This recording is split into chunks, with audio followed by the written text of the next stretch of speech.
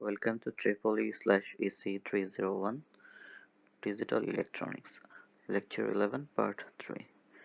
In this lecture, we will discuss about how to design a shift register and how to write the code in VHDL.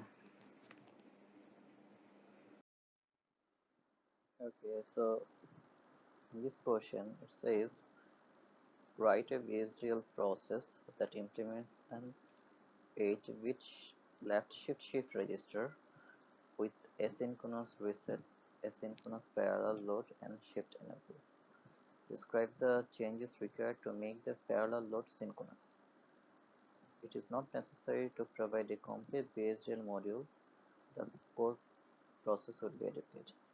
Okay, so this question has two parts. Like you need to design an 8-bit left shift register which has asynchronous reset, asynchronous parallel load, and shift enable. And later on, the second part is you need to make the parallel load synchronous. So first of all, we need to understand how the 8-bit shift register work, and later on what is asynchronous reset, what is synchronous parallel load and shift enable, and what is the truth table for that, right? So if you understand that part, then you can write the VHDL code. Then it's pretty easy actually. Okay, so I'll try to give you some basic idea regarding that part. Just look at here. So let's use the laser pointer here. Okay, so this is actually your shift register. Say this is 8-bit shift register. SR is for shift, R for register, shift register. So SR0 to SR7, right? And it says you have asynchronous reset. So this is our asynchronous reset. Okay, asynchronous reset means it doesn't depend upon the clock. Okay, so here you have the clock, so it doesn't really depend upon the clock. Okay, and asynchronous parallel load, the same thing. Load is also asynchronous.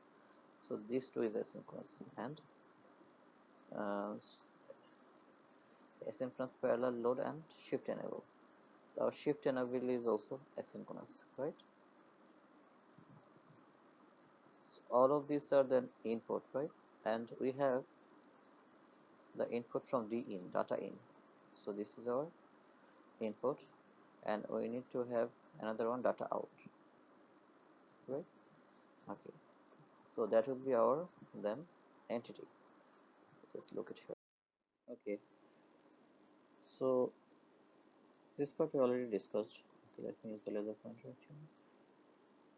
Already discussed. So we have reset, load, and shift enable. Asynchronous, we have clock. This is our data in, I mean S in, serial in. This is data in. Okay, so this is the truth table. So we have 4 input: reset, load, shift enable, and clock. So among them, the reset will get the priority, the load will get the second priority, shift enable will get the third priority, right? And later on the clock.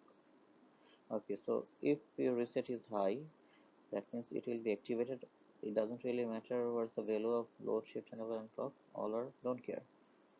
So it will reset the shift register. So it shift register SR will be all 0.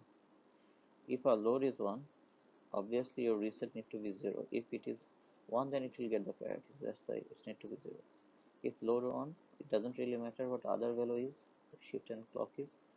So it will load the values. So SR, this shift register will load the values. This 8-bit data in, show data in. And if your shift enable is 1, that means shifting, it will shift the values, but it depends on clock actually. Your shift enable is synchronous. So this is basically actually your synchronous, not asynchronous. Only reset and load is actually synchronous. Okay, so if your shift enable is synchronous, that means when your clock is activated, then it is uh, then it will shift the values. What does it mean shift the values? It says left shift, so that means SR0 to SR1. SR1 to SR2, SR2 to SR3 up to SR7, right? So you can say SR from data in, sorry, you can say SRN to SRN minus 1, also SR0 to S in. So what does it mean actually? Okay, so just look at here. So your SR0 is going to SR1, right? So if you represent it in terms of Sn, so 0 to 1, that means this is 1 bit lesser. This is 1, this is 0. So if you consider this as n, so this will be n minus 1. So it's 1 bit different, right? So if your total is n, so this will be n minus 1.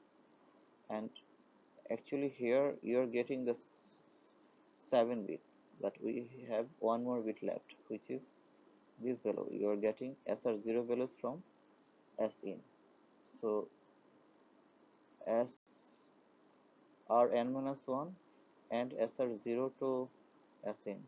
Altogether it's getting 8 bit. Okay, let me clear it in the next slide maybe. We'll clear it in the VHDL module part. So here let me show you how to write the port. So as we already discussed, reset, load, shift enable, data in, data out, as in. So our data out is only output, which will be 8 bit, data in is 8 bit, all others are input, and all of them are single bit. So this is the entity part. So within architecture you need to declare the signal.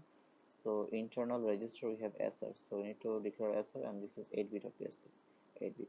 And also you have to have the connection, so data out. So data out need to be connected to SR to get the values from the SR, right? So after begin we declare the connection SR. Okay, let's check all together how it looks like.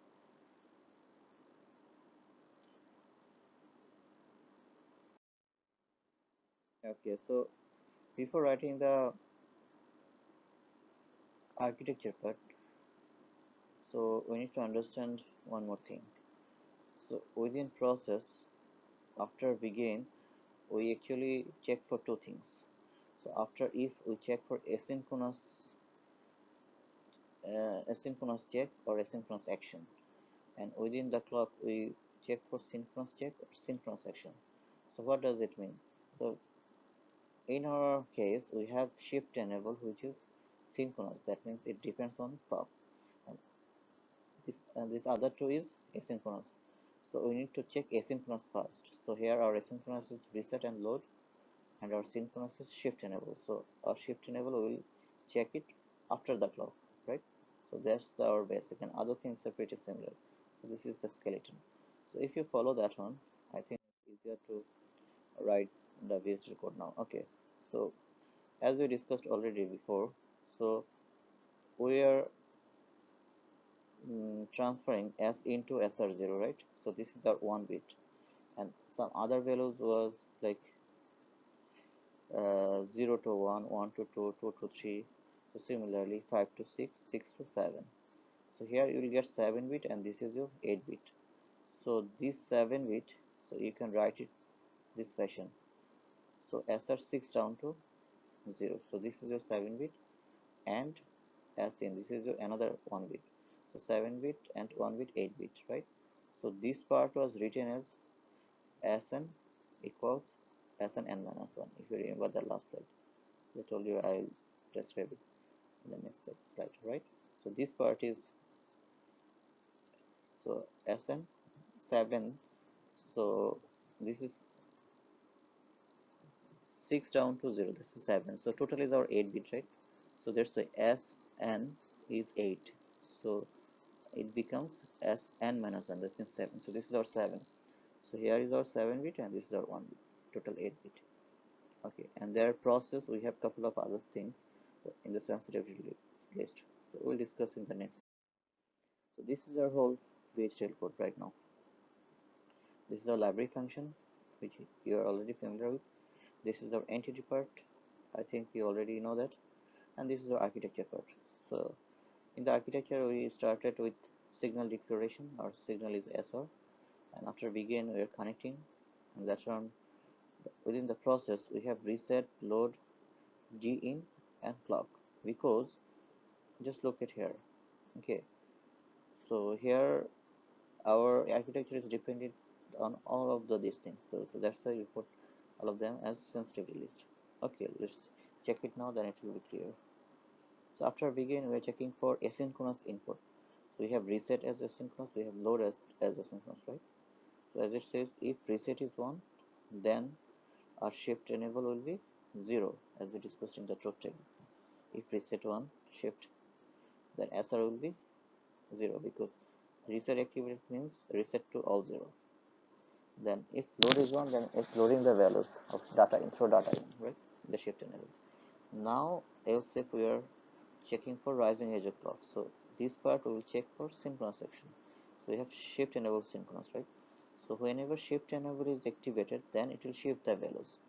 So it will shift the value 6 down to 0. This is our 7 bit, and data in the initial bit, if you remember. So altogether 8 bit. So if and if, this if and if, and end process. So we started process here, end process, end behavior. So I think it's clear to you now. And this is the typical the RTL schematic representation, right? Whenever you are done with your code, so if you run it and if you use that on implement design, and after that you have synthesize. So double click on synthesize, then there will be pop-up window where you need to select the second option, not the first one.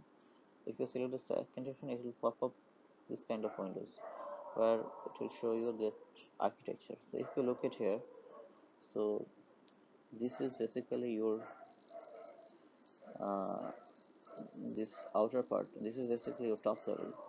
So you have reset and shift, enable, clock, and all other things, and within that you have the architecture, whatever you have described, right? I think it's clear to you now. Okay, thank you.